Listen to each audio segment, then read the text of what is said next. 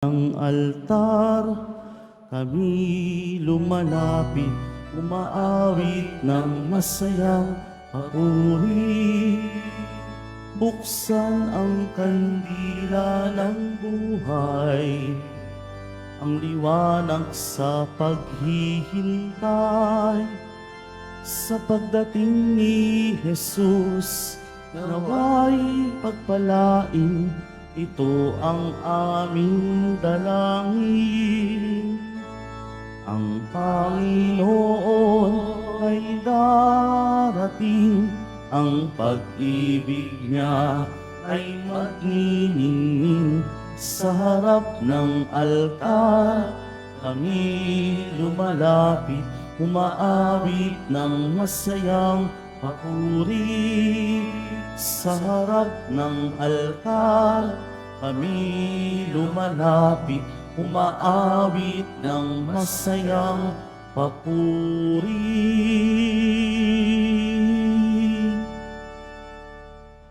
Sa ngalan ng Ama at ng Anak at ng Espiritu Santo. Amen. Ang pagpapala ng ating Panginoong Hesukristo, ang pag-ibig ng Diyos Ama, at ang pakikipagkaisa ng Espiritu Santo naway sumainyong lahat. At sumaiyo rin. Mga kapatid, tinipon tayo bilang kaanib ng angkan ng Diyos. Kaya dumulog tayo sa maawaing Panginoon na nagpapatawad ng lubos. Sinugong tagapagpagaling sa mga nagsisisi, Panginoon, kaawaan mo kami. Panginoon, kaawaan mo kami. Dumating na tagapag-aniyayang mga makasalanan ay magsisi, Kristo, kaawaan mo kami. Kristo, kaawaan mo kami. Nakaluklok ka sa kanan ng Diyos Ama para ipamagitan kami. Panginoon, kaawaan mo kami. Panginoon, kaawaan mo kami. Kaawaan tayo ng makapangyarihang Diyos, patawarin tayo sa ating mga kasalanan at patnubayan tayo sa buhay na walang hanggan. Amen. Manalangin tayo. Ama naming makapangyarihan, ipakita mo ang iyong lakas at kami ay iyong tulungan upang ang hinahadlangan ng aming kahinaan at kakulangan ay mapalaya ng iyong pag-ibig na mapagbigay sa pamamagitan ni Jesucristo kasama ng Espiritu Santo, magpasawalang hanggan. Amen. Magsiupo muna ang lahat.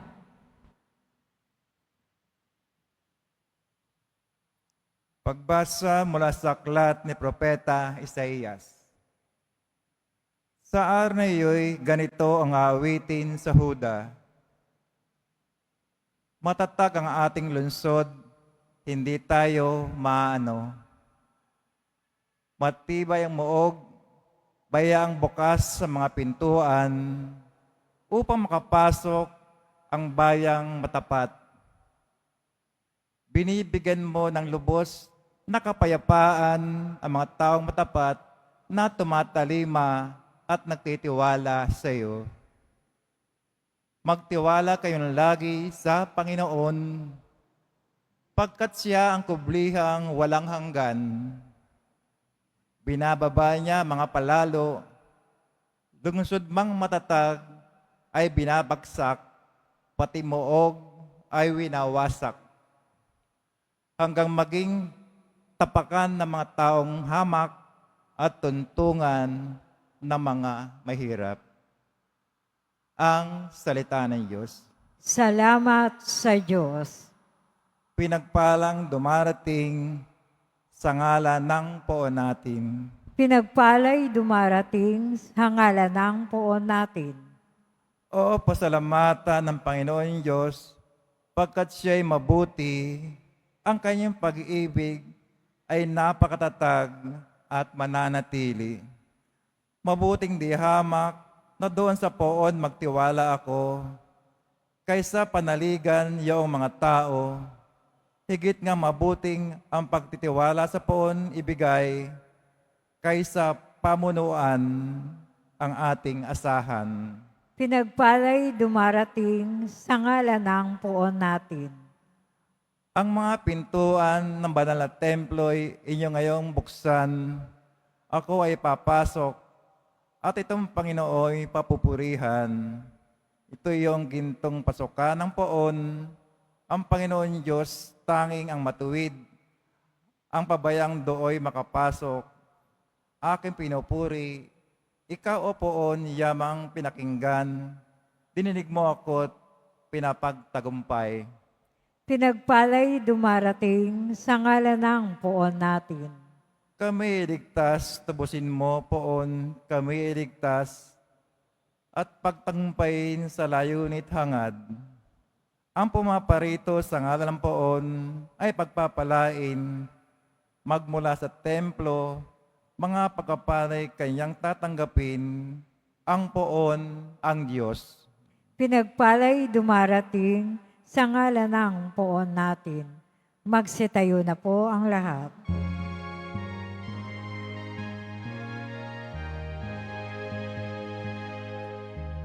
Alleluia,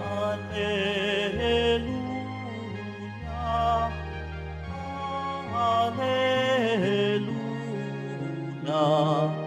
Alleluia,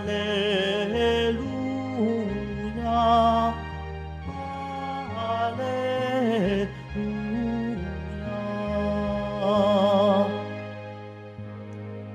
Hanapin ang poong mahal, siya'y ating matatagpuan, sa Kanya tayo magdasal.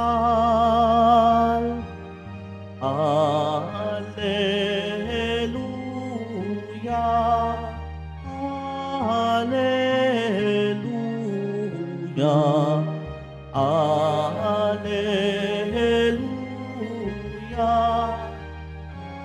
Alleluia.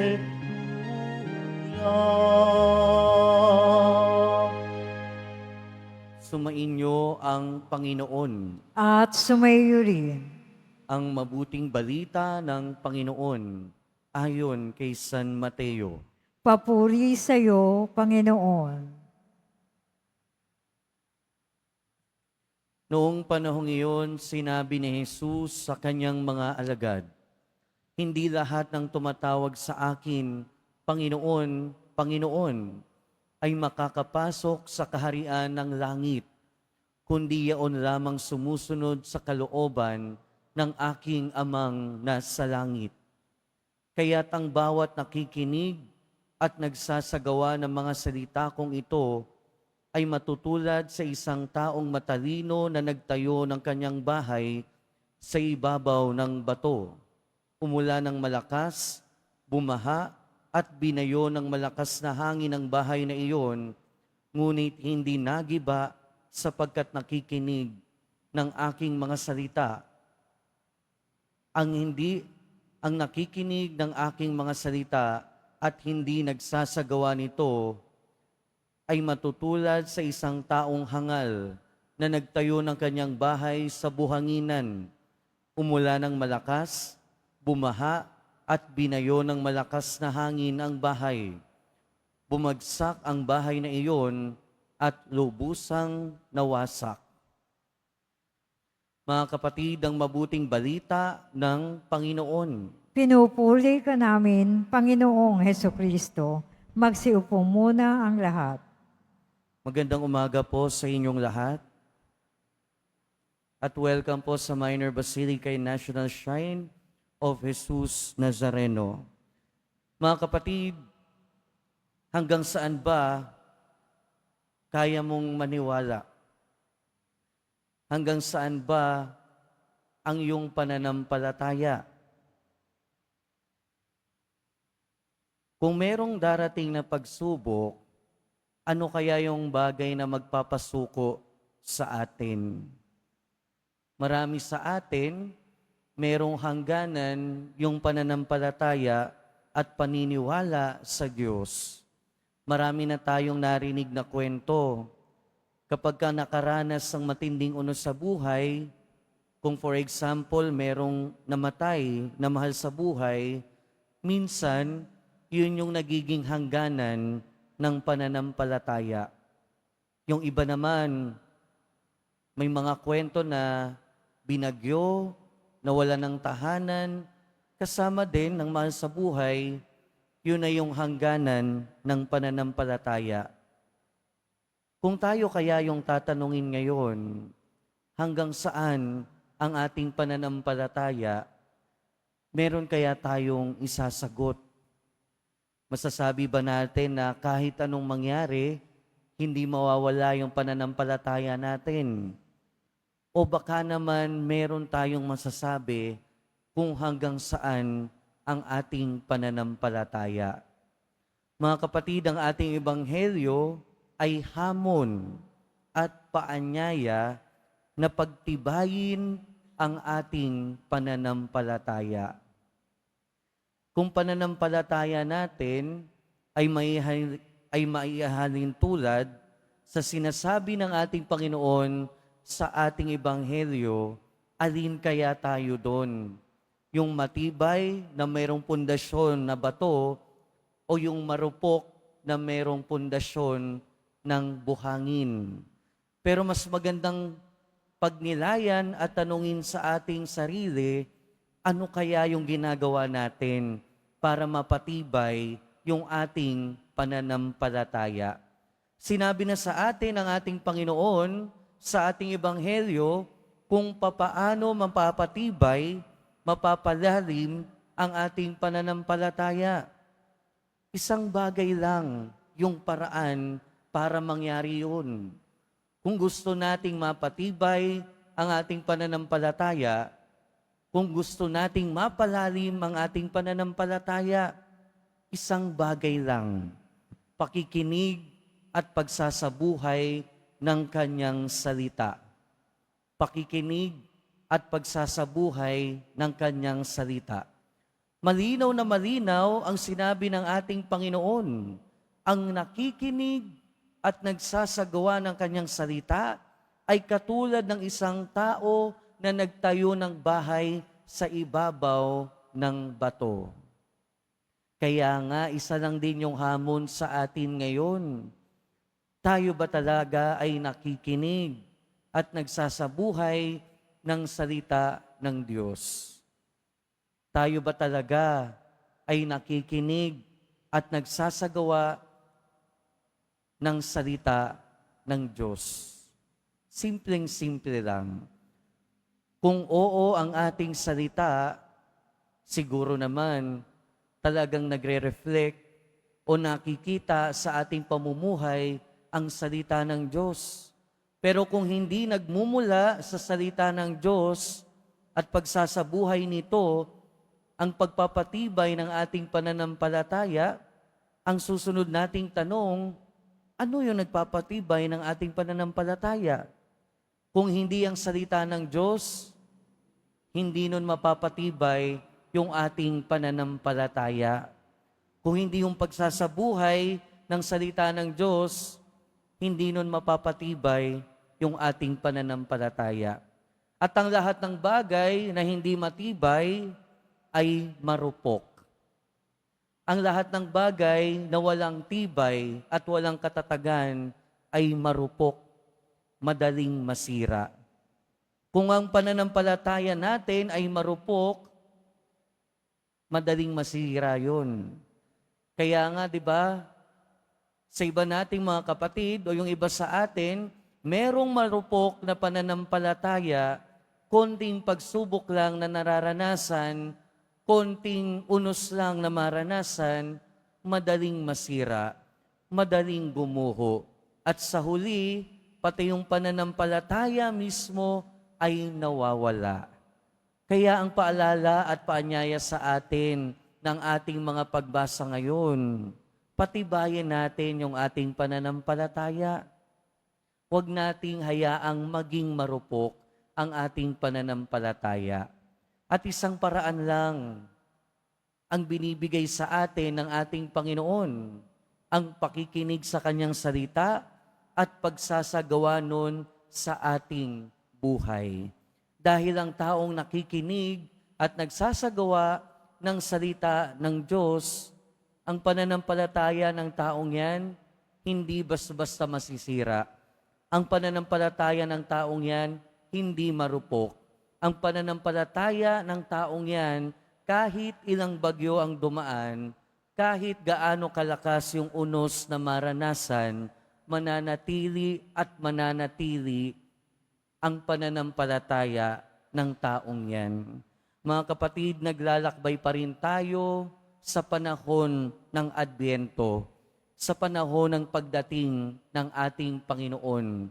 At darating ang ating Panginoon, hindi lang sa Kapaskuhan, pero sa puso ng bawat isa sa atin. Kaya kung darating siya sa buhay at puso ng bawat isa sa atin, ano kayang klasing bahay ang mararatnan niya? Sana yung bahay na matibay, hindi yung marupok. Anong klasing pananampalataya kaya yung mararatnan niya sa ating puso? Nawa, yung pananampalataya na matibay, yung pananampalataya na hindi agad masisira, yung pananampalataya na hindi kayang sirain ng kahit na anong pagsubok, ng kahit na anong unos na darating. Amen. Magsitayo na po ang lahat.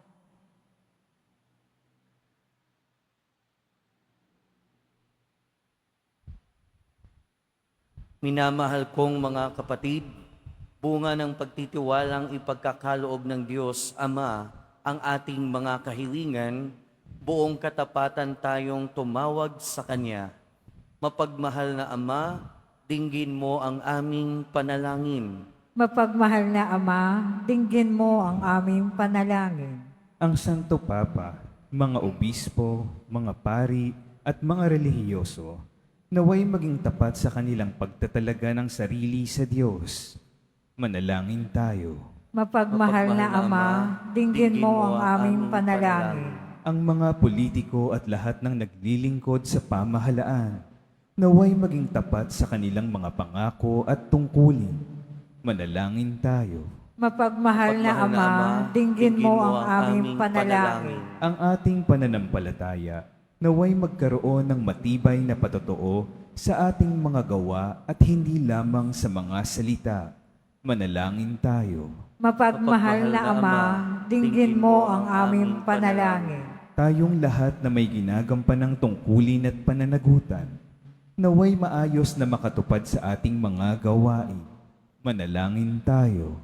Mapagmahal na Ama, dinggin mo ang aming panalangin. Ang ating mga namayapang kamag-anak at kaibigan, naway makatanggap ng kanilang gantimpala sa kabilang buhay sa piling ng Diyos. Manalangin tayo. Mapagmahal na Ama, dinggin mo ang aming panalangin. Ama, Ikaw ang aming lakas sa oras ng aming pangangailangan. Buksan mo ang aming mga puso sa iyong biyaya at akayin mo kami sa iyong kaharian. Hinihiling namin ito sa pamamagitan ni Kristo na aming Panginoon. Amen. Magsiupo muna ang lahat.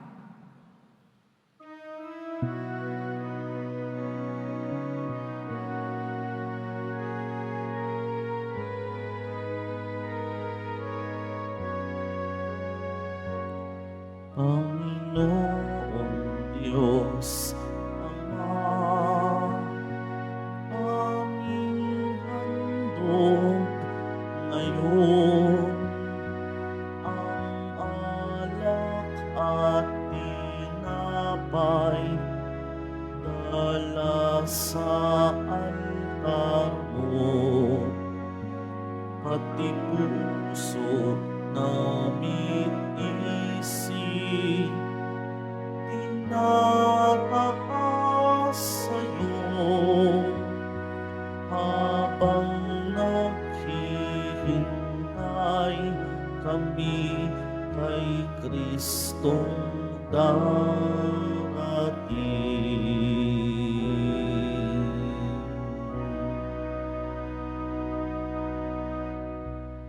Magsitayo na po ang lahat.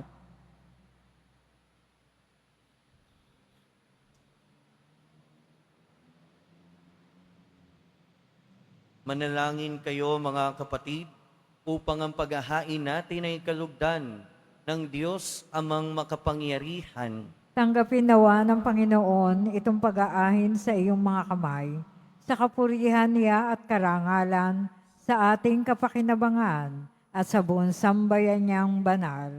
Ama naming lumikha, tanggapin mo ang aming mga alay na ikaw na rin ang nagbigay. Magdulot nawa ito ng gantimpalang kaligtasan na ngayon pa man ay amin ang pinakikinabangan. Sa pamamagitan ni Jesucristo, kasama ng Espiritu Santo, magpasawalang hanggan, Amen. sumainyo ang Panginoon. At sumayo rin. Itaas sa Diyos ang inyong puso at diwa. Itinaas na namin sa Panginoon. Pasalamatan natin ang Panginoong ating Diyos. Marapat na siya ay pasalamatan. Ama naming makapangyarihan, tunay ngang marapat na ikaw ay aming pasalamatan sa pamamagitan ni Jesucristo na aming Panginoon. Siya'y isinugo mo upang matupad ang iyong magandang balak para sa lahat. Hindi niya ikinahiyang mamuhay ng mahirap upang mapakisamahan niya kaming lahat. Siya'y naging hindi na iba sa amin upang maitampok niya kami sa iyong piling. Sa kanyang lantarang muling pagdating, ang pakikisama niya ay puspusang magniningning at ang pangako niyang kapanapanabik ay inaasahan naming lubos na makakamit. Kaya kaisa ng mga anghel na nagsisiawit ng papuri sa iyo, nang walang humpay sa kalangitan, kami nagbubunyi sa iyong kadakilaan. Santo, Santo, Santo, Panginoon Diyos ng mga hukbo, napupuno ang langit at lupa ng kadakilaan mo. O sana sa kaitaasan, pinagpala ang naparirito sa ngalan ng Panginoon. O sana sa kaitaasan, magsiluhod po ang lahat. Ama naming banal, ikaw ang bukal ng tanang kabanalan. Kaya't sa pamamagitan ng iyong Espiritu, gawin mong banal ang kaloob na ito upang para sa amin maging katawan at dugo ng aming Panginoong Hesukristo. Bago niya pinagtiis ang kusang loob na maging handog, hinawakan niya ang tinapay, pinasalamatan kanya, pinaghati-hati niya iyon, iniabot sa kanyang mga alagad at sinabi, "Tanggapin ninyong lahat ito at kanin. Ito ang aking katawan na ihahandog para sa inyo."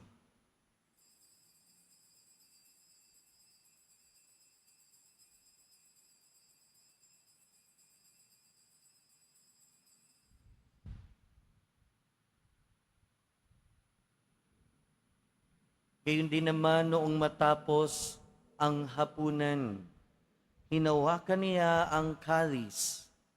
Muli kanyang pinasalamatan. Iniabot niya ang kalis sa kanyang mga alagad at sinabi, "Tanggapin ninyong lahat ito at inumin. Ito ang kalis ng aking dugo, ng bago at walang hanggang tipan. Ang aking dugo na ibubuhos para sa inyo at para sa lahat, sa ikapagpapatawad ng mga kasalanan. Gawin ninyo ito sa pag-alala sa akin."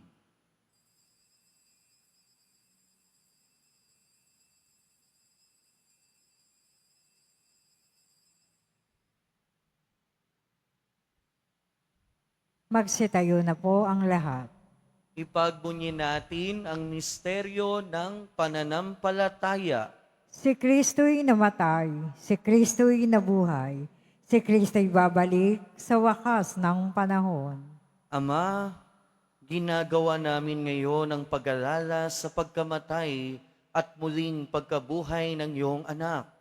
Kaya tiniaalay namin sa iyo ang tinapay na nagbibigay buhay at ang kalis na nagkakaloob ng kaligtasan. Kami nagpapasalamat dahil kami iyong minarapat na tumayo sa harap mo para maglingkod sa iyo. Isinasamo namin kaming magsasalo-salo sa katawan at dugo ni Kristo ay mabuklod sa pagkakaisa sa pamamagitan ng Espiritu Santo. Ama, lingapin mo ang iyong simbahang laganap sa buong daigdig.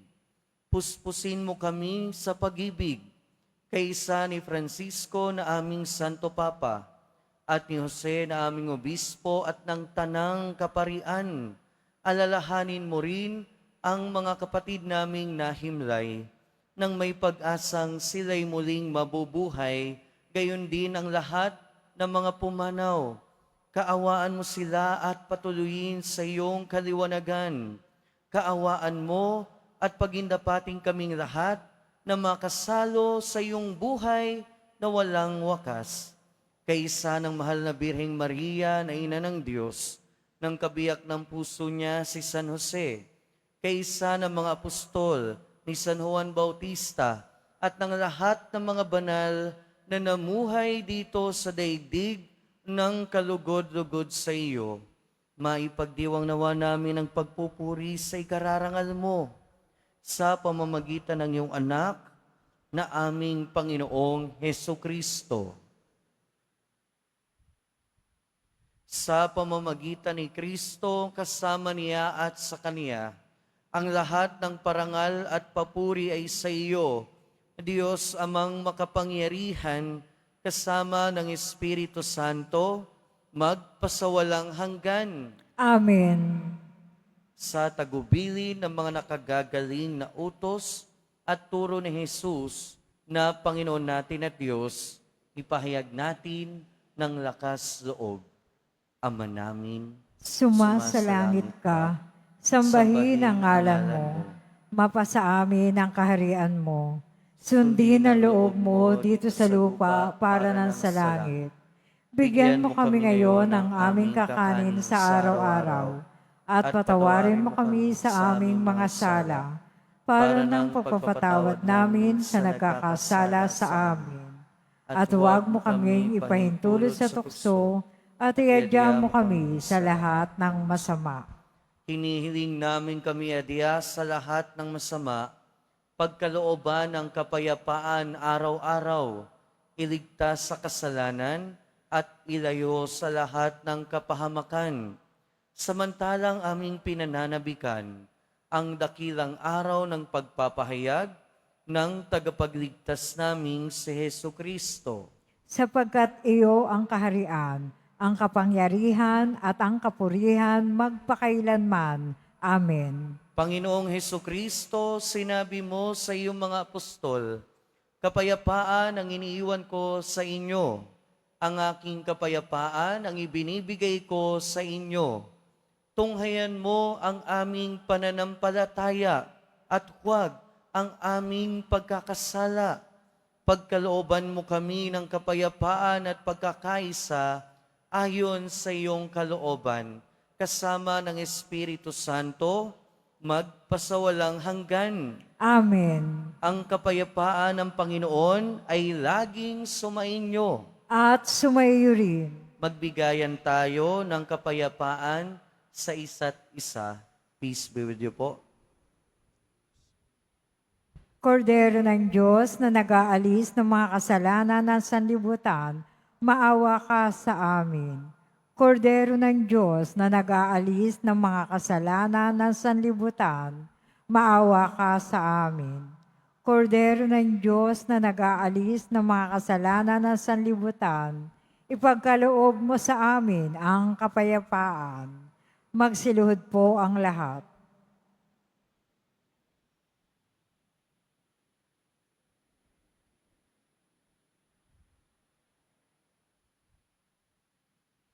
Ito ang kordero ng Diyos.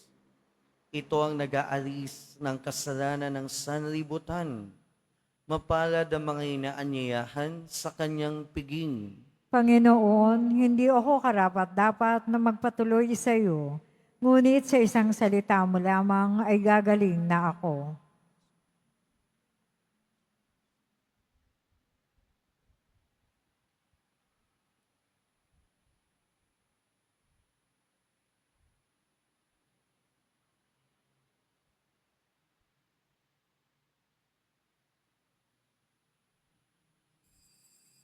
Para sa lahat ng tatanggap ng banal na communion, sasagot po tayo ng amen. Pagkasabi ng pari o lay minister ng katawan ni Kristo at isubo agad sa bibig bago umalis sa harapan ng pari o lay minister.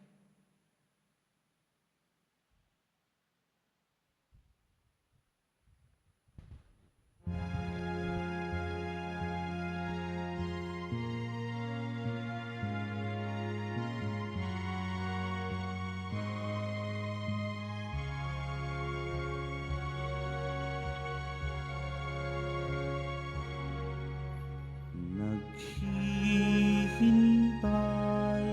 kami sa iyong pagbalik. Gabi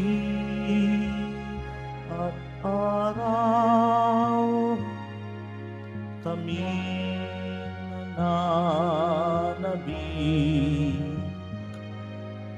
Ginapi ng sala ang dusa at sakit, Jesus, hanggang kailan kami magtitiis?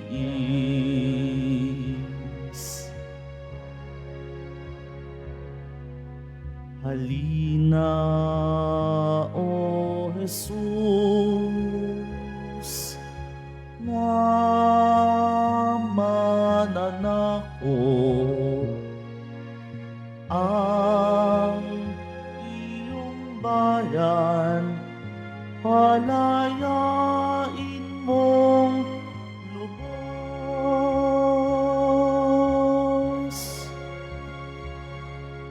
Halina, O Jesus, na mananako ang iyong bayan, palayain mong lubos.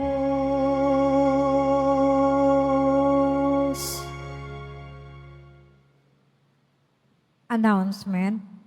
Available na po ang opisyal na kalendaryo para sa taong 2025 ng ating parokya. Sa mga nagnanais mabumili, maaari kayong magtungo sa ating parish office. Ito po ay nagkakahalaga ng 80 pesos.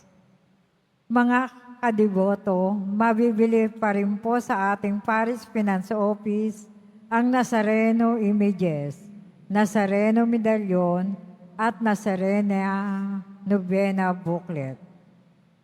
Pagkatapos ng misa, wiwisikan po ang lahat ng banal na tubig. Pinakikiusapan ang lahat na manatili lamang muna sa inyong mga lugar. Tanging sa Quezon Boulevard o sa Plaza San Juan lamang ang labasan lahat. Sumunod po tayo. Maraming salamat po sa inyong pagdalaw at pagsisimba sa Basilica Menor at Pambansang Dambana ni Jesus Nazareno. Magsitayo po ang lahat. Manalangin tayo. Ama naming mapagmahal, mapakinabangan nawa namin ang aming pinagsaluhan upang sa aming paglalakbay dito sa lupang ibabaw, aming mapanaligan ang iyong pagpapalang pagmagpakailanman. Sa pamamagitan ni Jesucristo, kasama ng Espiritu Santo, magpasawalang hanggan. Amen.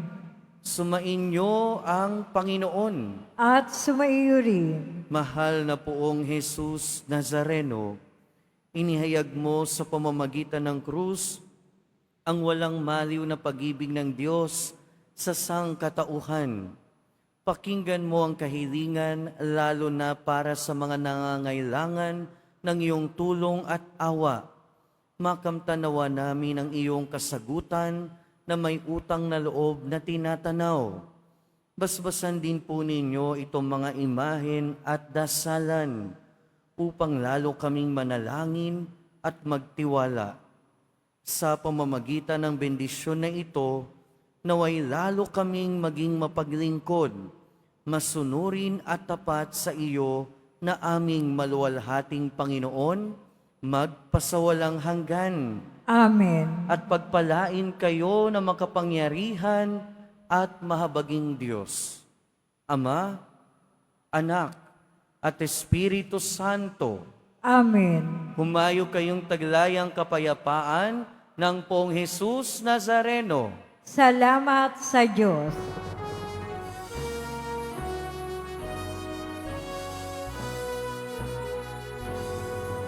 O Padre Jesus Nazareno, sinasamba ka namin.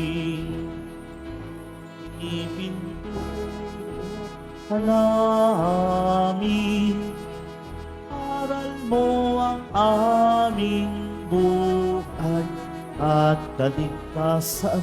Nuestro Padre Jesus Nazareno, iligtas mo kami sa kasalanan. Ang krus mong kinamatayan ay sagisag ng aming kaligtasan. Nuestro Padre Jesus Nazareno, dinarangal ka namin. Nuestro Padre Jesus Nazareno, iniwalhati namin. Nuestro Padre Jesus Nazareno, dinarangal ka namin.